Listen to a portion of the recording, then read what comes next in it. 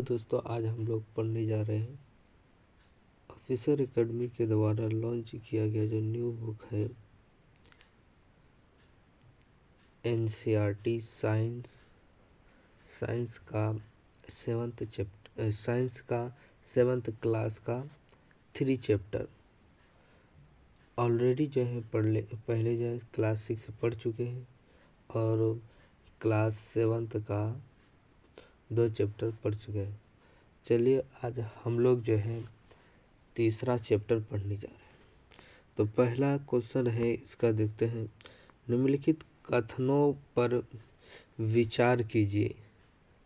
इसमें कथन दिया गया है, उस पर आपको विचार करना है क्या है। जैसे पादप रेशा से सूती वस्त्र बनाया जाता है। पादप रेशा से सूती वस्त्र बनाया जाता है तो सही है। जांतव रेशा से ऊनी वस्त्र एवं सूती वस्त्र दोनों बनाया जाता है, ये गलत है। जांतव रेशा से ऊनी वस्त्र बनाते हैं, ये यहाँ तक तो कथन सही है, लेकिन ये सूती वस्त्र दोनों बनाया जाता है, ये वर्ड गलत है, जिसके कारण जो है ये कथन जो है गलत हो जाएगा। देखते हैं क्वेश्चन में क्या पूछा है। उपयुक्त में कौन सा कथन सही है? केवल एक सही है। क्या है? केवल एक सही है। इसका डिस्कशन हम लोग देखते। आप जानते हैं कि ऊनी वस्त्र जांतव रेशे से बनाए जाते हैं। याद है, ऊनी वस्त्र जांतव रेशे से बनाए जाते हैं। आप यह भी जानते हैं कि सूती वस्त्र पादप रेशे से बनाए जाते हैं। हम शीतकाल में ऊनी वस्त्र पहनते हैं जो हमें गर्म रखते हैं। जब मौसम गर्म होता है तब हम हल्के रंग के सूती वस्त्र पहनना पसंद करते। यह हमें ठंडक अनुभव कराते हैं। आप यह भी जानने के लिए आवश्यक ही उत्सुक होंगे कि किसी विशेष ऋतु के लिए विशेष प्रकार के वस्त्र ही क्यों उपयुक्त होते हैं। दूसरा नंबर क्वेश्चन देखते हैं। निम्नलिखित में सत्य कथन की पहचान करें। मानव शरीर का ताप सामान्यतः 35 डिग्री सेल्सियस से कम तथा 42 डिग्री सेल्सियस से अधिक नहीं होता है, ये कथन से। ये कथन क्या कर रहा है? मानव शरीर का तापमान, मानव शरीर का सामान्य तापमान 35 डिग्री से कम नहीं होता है और 42 डिग्री से ज़्यादा नहीं होता है, तो ये कथन सही है। शरीर की ताप की माप डॉक्टरी थर्मामीटर से किया जाता है, ये भी सही है। शरीर का तापमान जो है डॉक्टरी थर्मामीटर से मापते हैं। ताप को मापने के लिए अलग अलग मीटर हैं, लेकिन जो हम मानव शरीर का जो ताप मापता है डॉक्टरी थर्मामीटर से नापते हैं। डॉक्टरी थर्मामीटर में 35 डिग्री से 42 डिग्री तक ताप माप सकते हैं, ये भी सही है। याद रखना, इनमें कब बोला है सत्य कथन की पहचान करें, तो ये सभी जो है सत्य कथन है, लेकिन ऑप्शन में ए नंबर केवल दिया है, लेकिन ये गलत है। सभी कथन जो होगा सही होगा। चलिए इसका डिस्कशन देखें। तब हम यह कैसे ज्ञात करते हैं कि कोई वस्तु वास्तव में कितनी गर्म है? किसी वस्तु की उष्णता गर्मी की विषय माप उसके ताप से की जाती है। ताप मापने के लिए उपयोग की जाने वाली युक्ति को ताप मापी अर्थात थर्मामीटर कहते हैं।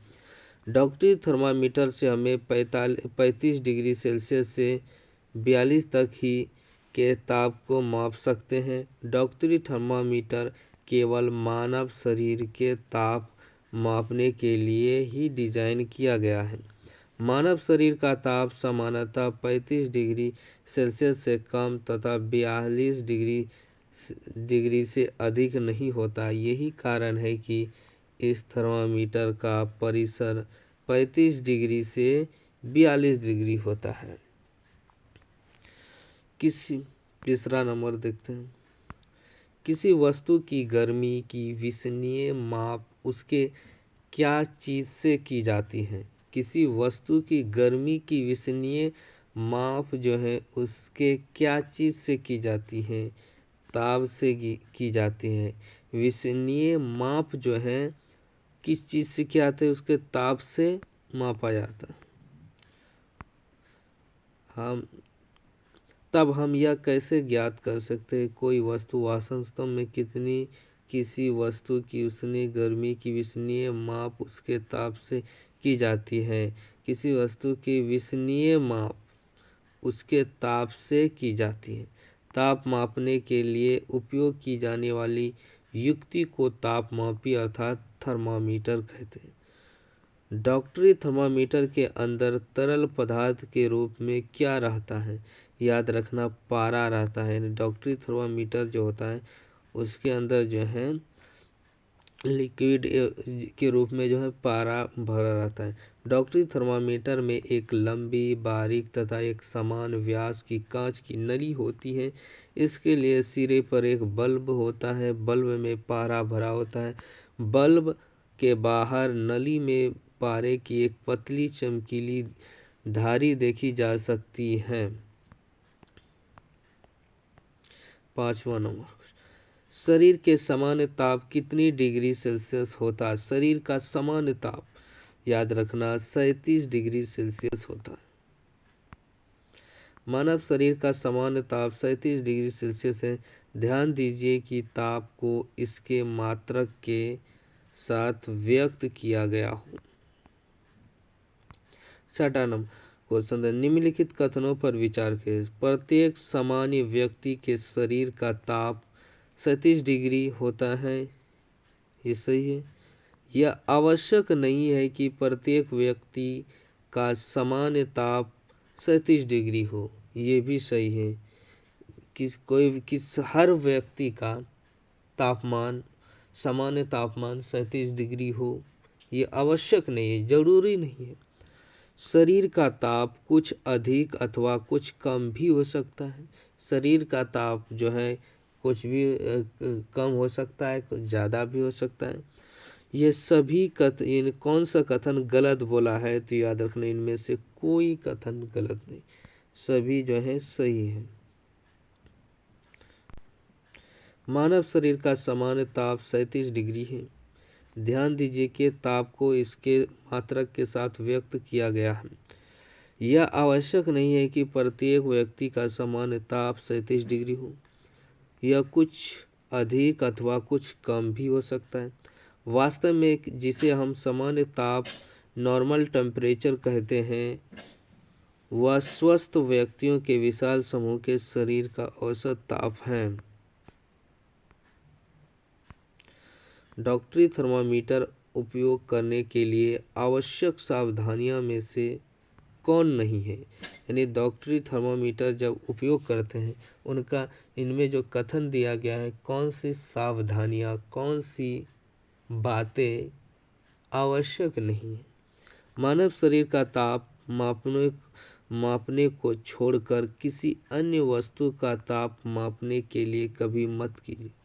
सही है। मानव शरीर का यानी डॉक्टरी थर्मामीटर है, तो वो बनाया गया, उसका डिजाइन इस तरह किया गया है कि केवल मानव के शरीर का टेम्परेचर नापता है। आप किसी जानवर का नाप, वो थोड़ा, उसका डिजाइन उसी प्रकार बनाया गया।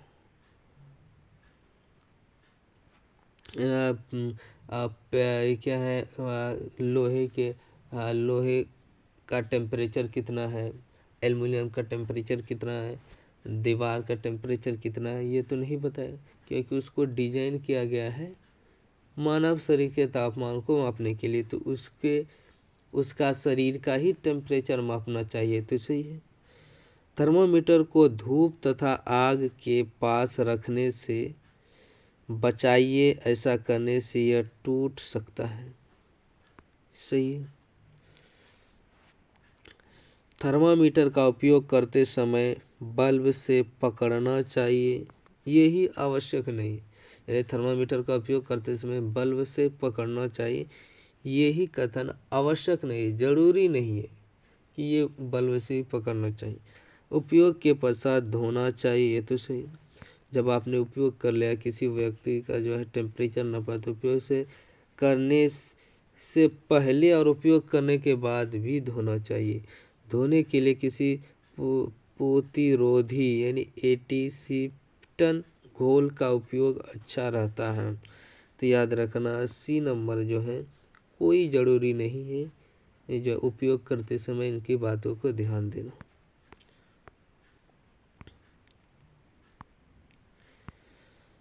डॉक्टरी थर्मामीटर का उपयोग करने के लिए आवश्यक सावधानियाँ। थर्मामीटर को उपयोग से पहले, उपयोग के पश्चात धोना चाहिए। धोने के लिए किसी प्रतिरोधी एंटीसेप्टिक घोल का उपयोग अच्छा रहता है। सुनिश्चित कीजिए कि उपयोग से पहले पारे का तल 35 डिग्री सेल्सियस से नीचे हो। थर्मामीटर को पढ़ते समय पारे का तल दृष्टि रेखा का सीधा में होना चाहिए। पढ़ते समय पारे का तल दृष्टि रेखा का सीधा होना चाहिए। थर्मामीटर का सावधानी पूर्वक उपयोग कीजिए। किसी कठोर वस्तु से टकराने पर यह टूट सकता है। थर्मामीटर का उपयोग करते समय इसे बल्ब से नहीं पकड़ना चाहिए। उसमें लिखा था बल्ब से पकड़ना चाहिए, यहाँ क्या है, बल्ब से पकड़ना नहीं चाहिए। डॉक्टरी थर्मामीटर का उपयोग मानव शरीर का ताप मापने को छोड़कर किसी अन्य वस्तु का ताप मापने के लिए कभी मत कीजिए। थर्मामीटर को धूप तथा आग के पास रखने से बचाइए, ऐसा करने से यह टूट सकता है। अगला देखते हैं क्वेश्चन 8वां नंबर देखते हैं। किस थर्मामीटर का परिसर 10 डिग्री सेल्सियस से लेकर 110 डिग्री सेल्सियस तक होता है? परिसर, उसका फैलाव, यानी वह टेम्परेचर मापने वाला मशीन है जिसका टेम्परेचर अगर 10 डिग्री से ज़्यादा और 110 डिग्री से कम होगा या 110 डिग्री तक होगा तो उसका टेम्परेचर माप सकेगा। अगर किसी का 140 है तो उसका टेम्परेचर नहीं माप सकेगा, वो 110 डिग्री तक टेम्परेचर को माप सकता है। तो यही बोल रहा है किस थर्मामीटर का परिसर 10 डिग्री सेल्सियस से लेकर 110 डिग्री सेल्सियस तक होता है। डॉक्टरी थर्मामीटर अभी पढ़ चुके, 37 डिग्री सेल्सियस से लेकर 42 डिग्री सेल्सियस तक होता है। प्रयोगशाला थर्मामीटर यही होगा। प्रयोगशाला थर्मामीटर जो होता है ये 10 डिग्री सेल्सियस से लेकर 110 डिग्री सेल्सियस तक टेम्परेचर को माप सकते हैं। प्रयोगशाला मापी। हम अन्य वस्तुओं के ताप कैसे मापते हैं, इसके लिए अन्य तापमापी काम लाते हैं। यानी पहले हम अपने शरीर का टेम्परेचर, मानव शरीर का टेम्परेचर नापते थे तो वो डॉक्टरी थर्मामीटर नापते थे। अन्य अगर कोई वस्तु है, मेटल है, एल्युमिनियम है, जैसे कि लोहा है, दीवार है, उसका टेम्परेचर कैसे नापेंगे? इसके लिए अन्य तापमापी का काम में लाते हैं। ऐसा ही एक तापमापी प्रयोगशाला तापमापी है। आपके अध्यापक इस तापमापी को दिखाएंगे। इसे ध्यान से देखिए तथा इसमें मापे जा सकने वाले अधिकतम तथा न्यूनतम ताप को नोट कीजिए। अधिकतम और न्यूनतम ताप को नोट करना है। प्रयोगशाला तापमापी का परिसर प्रायः -10 डिग्री सेल्सियस से लेकर 110 डिग्री सेल्सियस होता है। जैसे आपने डॉक्टरी थर्मामीटर में किया था ठीक उसी प्रकार याद रखना इस तापमापी के भी किसी सबसे छोटे भाग द्वारा दर्शाए जाने वाले ताप का मान ज्ञात कीजिए। तापमापी द्वारा दर्शाए गए ताप को ठीक पढ़ने के लिए आपको ताप के इस मान की आवश्यकता होगी। 9 नंबर क्वेश्चन देखते हैं। मौसम की रिपोर्ट में दिए गए अधिकतम तथा न्यूनतम तापों की जानकारी देने के लिए किस तापमापी का प्रयोग किया जाता है? यानी मौसम संबंधित जो घटना होता है तो उस रिपोर्ट में जो है क्या कहते हैं, किस तापमापी का उपयोग करते हैं। मौसम संबंधित घटना जो है किस तापमान, डॉक्टरी थर्मामीटर का, जैसे अधिकतम न्यूनतम तापमान, डॉक्टरी थर्मामीटर, प्रयोगशाला तो अभी पढ़ चुके हैं, 10 से -10 डिग्री सेल्सियस, 110 डिग्री सेल्सियस। उसके बाद इनमें से सभी नहीं, तो ये तो नहीं, डॉक्टरी थर्मामीटर प्रयोगशाला नहीं होगा। तो ये जो है अधिकतम न्यूनतम तापमापी से मौसम संबंधित घटनाओं का टेम्परेचर नापते हैं। विभिन्न प्रयोजनों के लिए विभिन्न प्रकार के तापमापी का उपयोग किया जाता है। मौसम की रिपोर्ट में दिए गए अधिकतम तथा न्यूनतम तापमापों की जानकारी देने के लिए अधिकतम न्यूनतम तापमापी का उपयोग किया जाता है। आगे देखते हैं। 10वां नंबर, उपयुक्त में से कौन सा विकल्प दोनों के बीच संबंध दर्शाता। कथन कहता है, किसी प्रयोगशाला तापमापी द्वारा ताप का पाठ्यांक तभी नोट करना चाहिए जब उसका बल्ब जल या उस वस्तु में रखा है जिसका ताप मापना है। ये सही है, यानी कह रहा है किसी प्रयोगशाला तापमापी द्वारा ताप का पाठ्यांक तभी नोट करना चाहिए, यानी उसका टेम्परेचर तभी नोट करना, जैसे हम प्रयोगशाला तापमापी से किसी वस्तु नाप रहे हैं तभी उसका टेम्परेचर को नोट कीजिए कि कितना हुआ नहीं हुआ, तब नोट करना चाहिए जब उसका बल्ब, किस वक्त नोट करना चाहिए कि इतना टेम्परेचर है उतना हुआ, उसका बल्ब जब उसका बल्ब जल या उस वस्तु में रखा है जिसका ताप मापना है, तब नोट कीजिए। यानी उस वस्तु को प्रयोगशाला तापमापी में रखा गया है, उस वक्त टेम्परेचर को मापिए। ये तो कथन सही है। जैसे ही तापमापी को जल से बाहर निकालते हैं पारे का तल गिरने लगता है, ये भी सही है। मान लें जैसे ही याद रखना क्या है, तापमापी से जल से बाहर निकालते हैं, से तापमापी को जल से बाहर निकालते पारे का तल क्या होने लगता है, गिरने लगता है। तो ये भी सही है। इसका आंसर जो है कथन एवं कारण सही है। एवं कारण कथन की सही व्याख्या भी करता है। किसी बीकर या मग में थोड़ा गर्म जल लीजिए, तापमापी के बल्ब को जल में डुबाइए, पारे के तल के स्थिर होने तक प्रतीक्षा कीजिए। जब पारे का तल स्थिर हो जाए तो ताप नोट कीजिए। अब तापमापी को जल से बाहर निकालिए।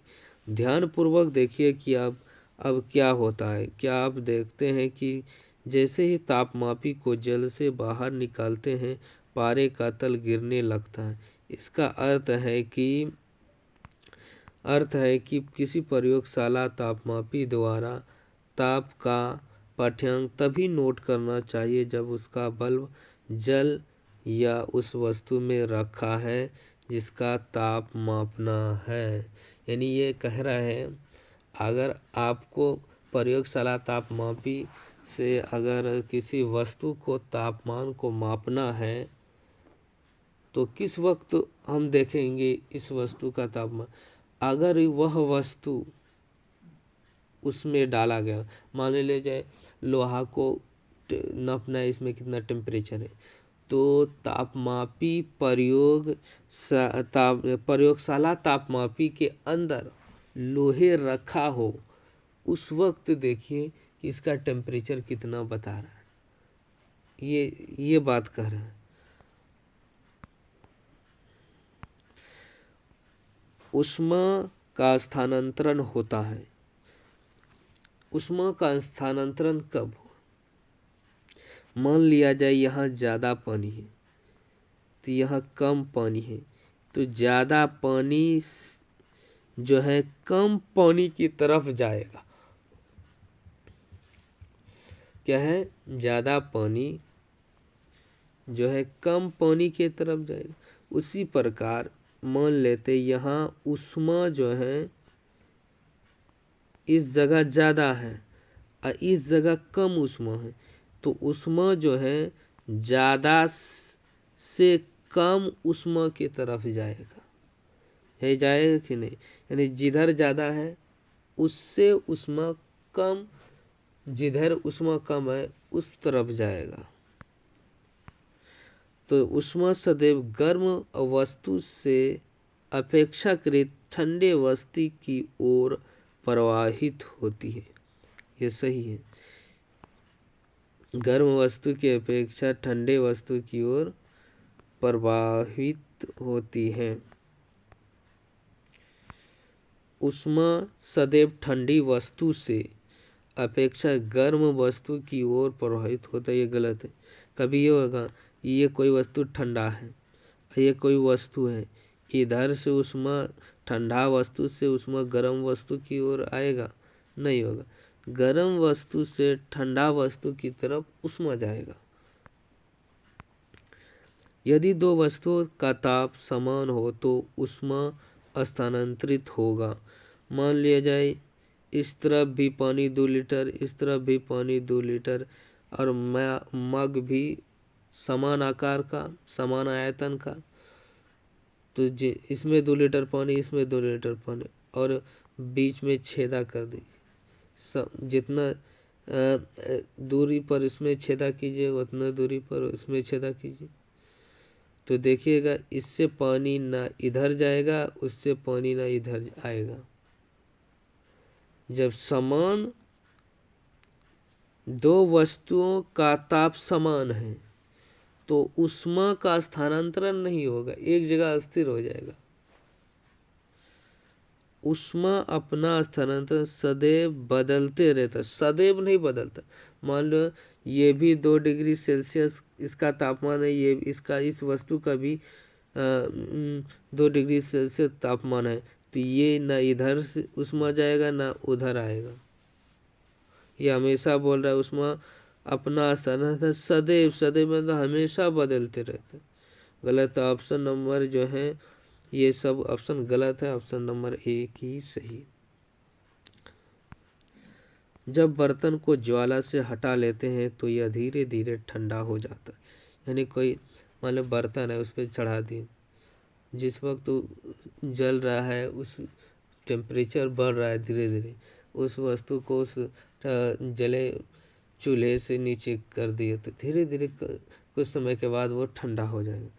यह ठंडा क्यों हो जाता है? ऊष्मा बर्तन से परिवेश की ओर स्थानांतरित हो जाती है। यानी ऊष्मा जो है यह क्या होता है, कम जिधर ऊष्मा है उधर चला जाता है। इस प्रकार आप समझ सकते हैं कि दोनों स्थितियों में ऊष्मा गर्म वस्तु से ठंडी वस्तु की ओर प्रभावित होती है। वास्तव में ऊष्मा सदैव गर्म वस्तु से अपेक्षाकृत ठंडी वस्तु की ओर प्रभावित होती है। वह प्रक्रम जिसमें ऊष्मा किसी वस्तु के गर्म सिर से ठंडे सिरे की ओर स्थानांतरित होती है डैश कहलाती है। याद रखना, ऊष्मा किसी वस्तु के गर्म सिरे से, मान लीजिए छड़ है, यहाँ पर हम गर्म किए तो कुछ समय के बाद धीरे धीरे धीरे धीरे यहाँ तक भी गर्म आ जाएगा, यहाँ तक यह छड़ गर्म हो जाएगा। यहाँ गर्म किए उसके सिरे पर, लेकिन यहाँ तक धीरे धीरे ये पूरा रड गर्म हो जाता है। हालांकि कम इधर गर्म रहता है, लेकिन इधर जिस जगह गर्म करते उस जगह ज़्यादा होता है, लेकिन धीरे धीरे पूरा रड जो है गर्म हो जाता है। तो यह विधि जो है चालन विधि कहलाता है। तो ये क्या है, चालन विधि। वह प्रक्रम जिसमें ऊष्मा किसी वस्तु के गर्म सिरे से ठंडे सिरे की ओर स्थानांतरित होती है चालन कहलाता। चालन विधि जो है ठोस में ऊष्मा प्राय चालन के प्रक्रम द्वारा ठोस में जो है ऊष्मा का स्थानांतरण किस विधि के द्वारा? ये भी क्वेश्चन पूछ सकते पूछेगा। ठोस वस्तुओं में उष्मा का चालन किस विधि के उष्मा का प्रसरण जो किस विधि के द्वारा? चालन विधि के द्वारा। 13 नंबर क्वेश्चन देखते हैं।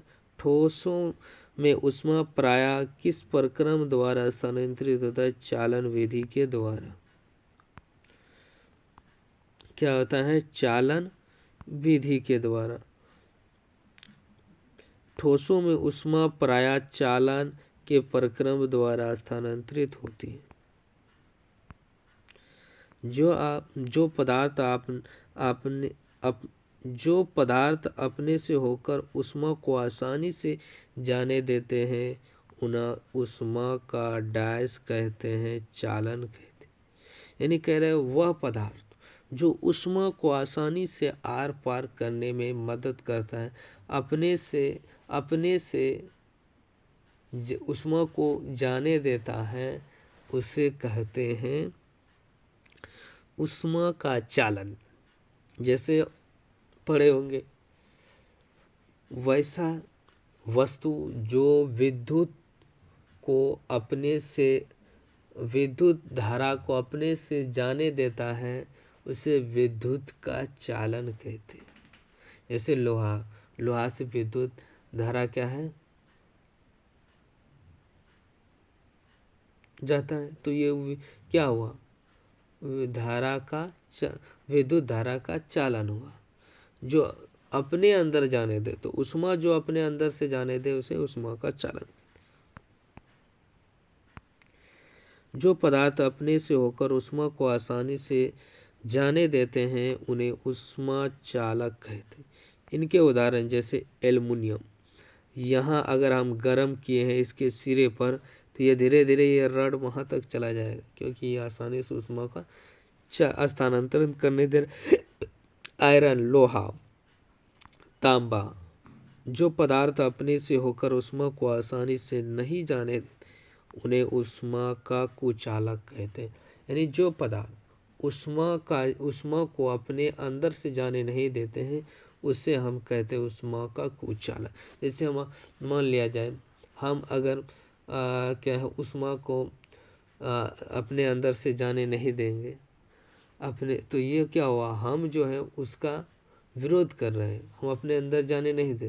तो ये हम जो कहलाएंगे उष्मा का कुचालक। जो जाने दे रहा है तो उष्मा का चालन कहलाएगा।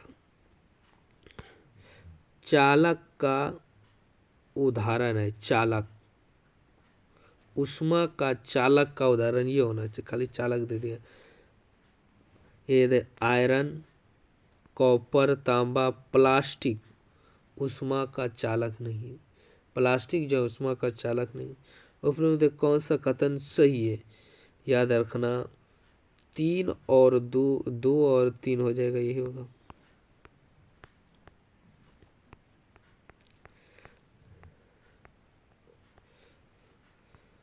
जो पदार्थ अपने से होकर उष्मा को आसानी से जाने देते हैं, उन्हें उष्मा का चालक कहते हैं। इनके उदाहरण एल्युमिनियम, आयरन, लोहा तथा कॉपर। जो पदार्थ अपने से होकर उष्मा आसानी से नहीं जाने देते हैं, उन्हें उष्मा का कुचालक कहते हैं। जो पदार्थ अपने से होकर उष्मा को आसानी से नहीं जाने देते हैं, उन्हें उष्मा का डैश कहते हैं, नहीं जाने देते हैं। याद रखना, कुचालक कहलाता है। चालक जो जाने देते उसे कहते, जो नहीं जाने देते कुचालक। जो पदार्थ अपने से होकर उष्मा को आसानी से नहीं जाने देते हैं, उन्हें उष्मा का कुचालक कहते हैं। निम्नलिखित में से उष्मा का कुचालक का उदाहरण नहीं। उष्मा का कुचालक का उदाहरण है, जल नहीं होगा, वायु भी नहीं होगा, लकड़ी भी नहीं होगा, चादर धातु। चादर नहीं बोल, चादर और उसमें ब्रैकेट में दे दिया धातु, चादर धातु। तो याद है, चादर धातु तो एल्युमिनियम का हो सकता है, लोहा का हो सकता है, कॉपर का हो सकता है।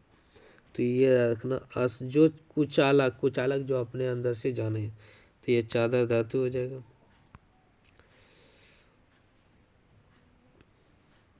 जैसे जो पदार्थ अपने से होकर ऊष्मा आसानी से जाने देते उन्हें ऊष्मा का चालक कहते। इनके उदाहरण एल्युमिनियम, आयरन तथा कॉपर। पदार्थ अपने से होकर ऊष्मा आसानी से नहीं जाने देता है। यह अपने से होकर ऊष्मा आसानी से जो पदार्थ अपने से होकर ऊष्मा आसानी से नहीं जाने देता है उन्हें ऊष्मा का कुचालक कहते। जैसे प्लास्टिक हो गया, लकड़ी हो गया, कुचालकों की ऊष्मारोधी भी कहते। लकड़ी हो गया, प्लास्टिक हो गया। सागरीय समीर किस दिशा से किस दिशा में चलती है? सागरीय समीर याद रखना, सागर से स्थल की ओर चलता है। सागरीय समीर जो होता है सागर से स्थल की तरफ चलता है। तो ये कब होता है? दिन के समय होता है। ये क्योंकि दिन के समय जो है स्थल गर्म होता है, सूर्य का रोशनी पड़ता है तो स्थल गर्म होगा। स्थल गर्म होगा तो यहाँ ज़्यादा ऊष्मा होगा, जबकि मान लीजिए इधर सागर है, यहाँ पर ऊष्मा कम होगा। तो ये इसका दाब जो है ये कम दाब के तरफ जाएगा। तो ये सागर में ज़्यादा दाब होगा तो इस तरह स्थल में कम दाब, तो इसका प्रभाव जो है निम्न दाब से, याद रखना, दाब से जिसमें ज़्यादा दाब है तो ये कम दाब की ओर प्रभावित करेगा। तो याद, दिन में जल से थल की ओर होगा। समुद्र की ओर आने वाली वायु को समुद्री समीर कहते हैं। समुद्र की ओर से आने वाली, यानी जो समुद्र से जो वायु आता है समुद्र की ओर से, वायु को समुद्री समीर कहते हैं। समुद्री समीर की ठंडी वायु का लाभ उठाने के लिए तटीय क्षेत्रों के भवनों में खिड़कियां समुद्र की ओर बनाई जाती हैं।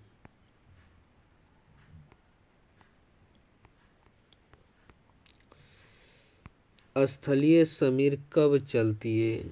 जब वो समुद्री समीर दिन के समय होगा, स्थलीय समीर जो है रात के समय चले। रात्रि होगा थल से, यानी स्थल से जल की ओर होगा, यही हो जाएगा। रात्रि में यह परिक्रम ठीक विपरीत हो जाता है। समुद्र का जल स्थल की अपेक्षा धीमी गति से ठंडा होता है, इसीलिए स्थल की ओर से ठंडी वायु समुद्र की ओर बहती है। यह थल समीर कहलाता है।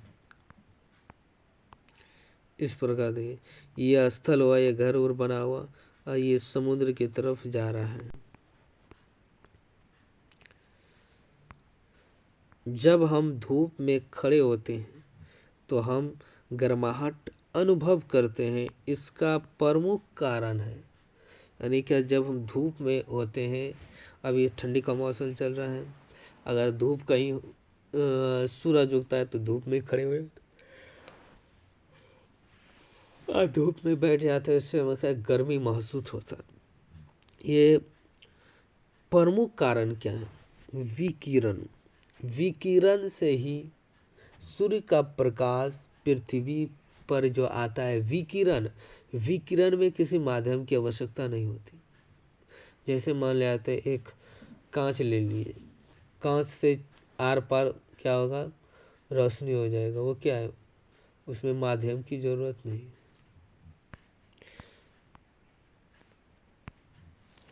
जब हम धूप में खड़े होते हैं तो हमें गर्माहट अनुभव करते हैं। सूर्य से हम तक ऊष्मा कैसे पहुंचती?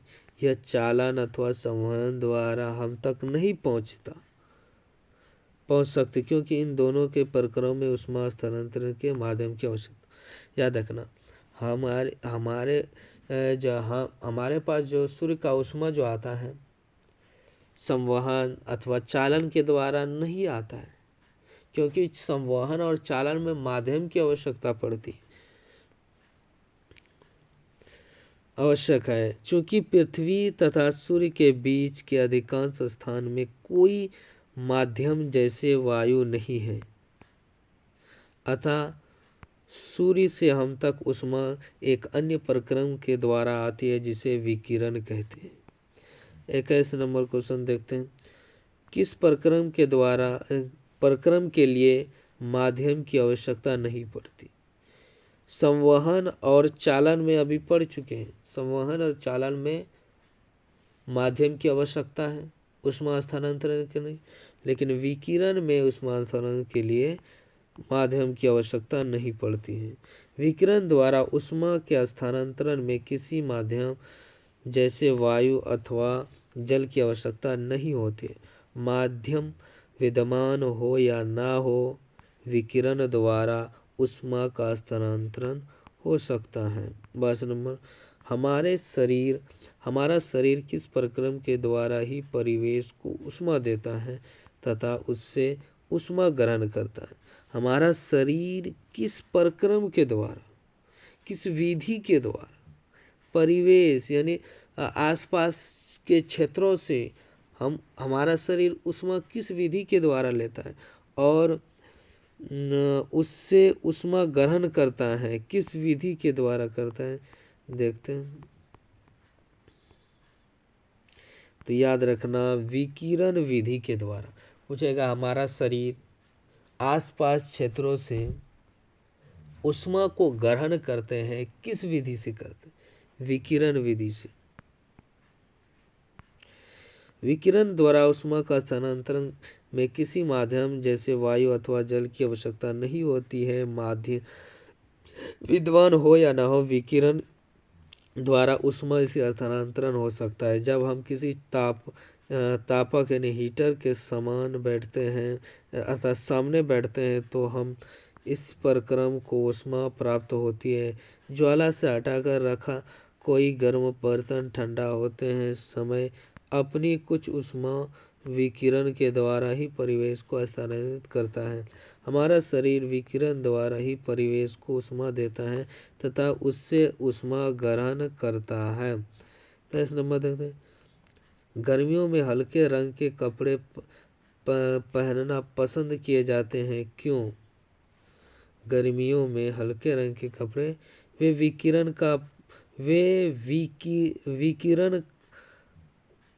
विकिरण को परावर्तित कर देते हैं। वे पसीनों को तेजी से सोख लेते हैं। वे हल्के रंग ऊष्मा के अच्छे विकिरण होते हैं। हल्के रंग ऊष्मा के अवशोषक होते हैं। हल्का रंग ऊष्मा का अवशोषक, हल्के रंग ऊष्मा का अच्छे विकिरण। ये विकिरण का परावर्तित कर देते हैं। विकिरण को क्या करते हैं? वो परावर्तित कर देते हैं हल्के कपड़े। सर्दियों में गहरे रंग के वस्त्र पहनना हम सुखद लगता है। हल्के रंग के कपड़े ऊष्मीय विकिरण के अधिकांश भाग को परावर्तित कर देते हैं, इसीलिए गर्मियों में हम हल्के रंग के वस्त्र अधिक आरामदायक लगते हैं। तो यहाँ पर यह क्या है?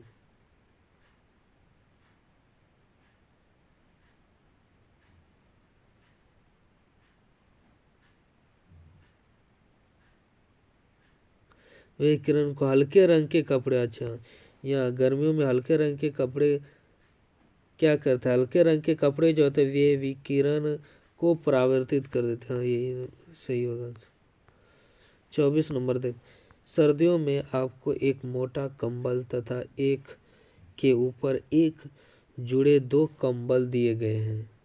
यानी आपको सर्दियों में एक कंबल दिया गया, मोटा कंबल दिया एक, और कुछ 2 कंबल दिया गया तथा एक के ऊपर और एक कोई व्यक्ति था उस पर एक के ऊपर डबल कंबल दे दिया। आप सर्दी से बचने के लिए इनमें से किसका चयन करेंगे? मोटा कंबल अधिक गर्मी प्रदान नहीं कर सकते, आपको चुनना है। मान लो आपको एक मोटा कंबल दे दिया और आपको एक कंबल के ऊपर एक और कंबल दे दिया। एक मोटा कंबल इस तरह है, मान इतना मोटा है, और कोई कंबल इस तरह है, कोई कंबल इस तरह है, 2 ठो दे दिए कंबल उसके ऊपर। तो आपको कौन सा कंबल लेना पसंद करोगे, 2 डबल वाले या एक वाले? तो यही पूछ रहे हैं। 2 कंबल से होकर अधिक ऊष्मा स्थानांतरित होता है। 2 पतले कंबलों के मध्य फंसी वायु इससे होकर ऊष्मा को प्रभावित नहीं होने देती। वायु ऊष्मा की कुचालक होती है। वायु जो है ऊष्मा का कुचालक है। तो याद रखना क्या कहते हैं, यही ऑप्शन सही होगा। 2 कंबल वाले लेना पसंद करेंगे, क्यों करेंगे ये बताते। ऊपर एक कंबल रहा, ये नीचे कंबल रहा, बीच में वायु फंस जाता है, बीच में वायु रहता है। ये क्या करता है, ऊष्मा का कुचालक, इधर का ऊष्मा याद रखना इधर ठंड नहीं आने देता, और अंदर आप जो उड़े हुए आपके शरीर का ऊष्मा बाहर जाने नहीं देता, जिससे आपको गर्म महसूस होता है। मान लीजिए सर्दियों में आपको एक मोटे कंबल अथवा एक ऊपर का पतले कंबल में से किसी एक को चुनने का प्रयोग करने की छूट है तो आप इनमें से किसे चुनेंगे और क्यों? याद रखिए 2 कंबलों के बीच में दो कंबलों के बीच में वायु की एक परत विद्यमान है, इसी को चुनेंगे। तो याद रखना अगला नेक्स्ट डे जो है, अगले दिन जो है हम लोग अध्याय 4 पढ़ेंगे। ठीक है, चलते हैं।